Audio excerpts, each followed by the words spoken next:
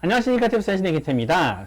사실 오늘 영상을 찍으면서 이걸 모르시는 분은 아마 없겠지? 이 생각이 들긴 했는데, 그 상담 전화를 하는 요 중에 이걸 모르시는 분이 계셔가지고, 제가 생각하는 탭스를 공부하는 데 있어서 무료 그 교재 중에선 가장 최고가 아닌가.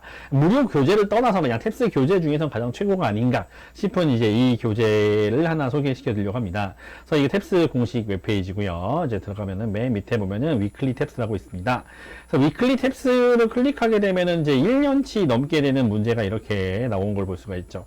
가지고 굉장히 오래됐습니다. 제가, 그죠? 거의 1년 반 정도 되는 것 같은데, 이거를 풀어볼 수가 있습니다. 그래서 이렇게 문제를 풀어보는 거는 이제 전시하는 거 제작권 좀 위배되니까, 이제 문제를 풀어보진 않겠지만, 여러분들과 이제 한 가지 보여드리고 싶은 거는, 이제 이렇게 문제를 풀었다 하게 돼서 답안 제출을 보게 되면, 이렇게 됐었을 때, 이 문제를 봤었을 때 정답률을 따지는 걸 볼 수가 있습니다. 그래서 정답률 보고 정답률 70% 이런 걸 볼 수가 있는데, 그러니까 탭스 입장에서는 어떤 문제의 난이도를 결정하는 데 있어서 이 사람네들이, 그러니까 출제 위원들이 난이도가 이 정도쯤 되겠지 싶은 정도로 해서 먼저 문제를 낼 때 난이도를 설정을 합니다.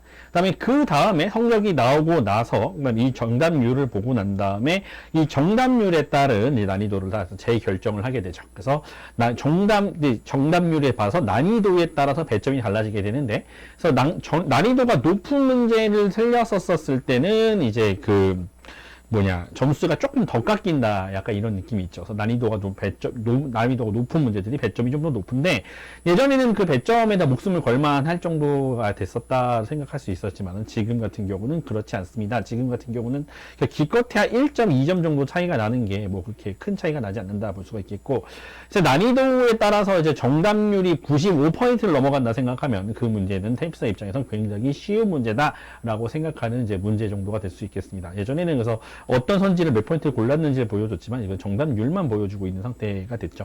옛날에는 이제 A를 몇 명이 골랐고 B가 몇 명 골랐고 C 몇 명 골랐고 이런 것들을 볼 수가 있었습니다.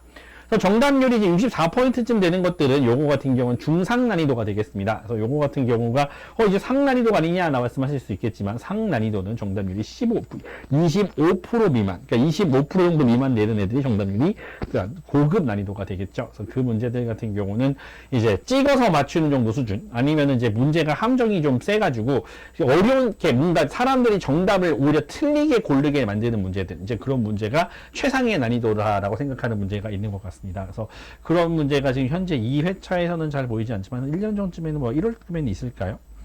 보면 난이도를 볼 필요가 있다가 될 수 있겠죠? 보겠습니다.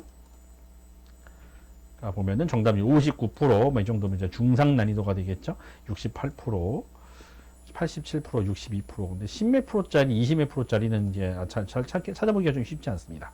그래가지고, 그죠. 50% 안 되는 애들이 이렇게 존재합니다. 그래서 여러분들이 1지문 2문항 문제를 풀고 싶다라고 하시는 분들 많은데, 1지문 2문항 문제를 풀어보시려고 할 때는, 위클리 탭스에 보면은, 지금 여기 보면 리딩이 있지 않습니까? 그래서 문제, 보면, 1지문 2문항 같은 경우가 여기 있습니다. 그래서, 찾아보시면 항상 있는 거죠. 1지문 2문항 문제가 이렇게 있죠. 그래서 이렇게 있는 문제 같은 경우는 이렇게 풀어보시는 걸 추천해 드린다고 할 수가 있을 것 같습니다. 그래서 한번 꼭 풀어보시고, 여기에 문제들 되게 많으니까 이제 여기 있는 문제들부터 먼저 다 풀어보는 걸 굉장히 강력하게 추천을 드리는 바입니다. 그래서 저 한 가지 더 말씀드리고 싶었던 게, 이 위클리 탭스에서 보면은 이제 답안 제출 해설을 보면 여기에 해설은 이제 누가 봐도 이제 탭스에서 달아준 거잖아요.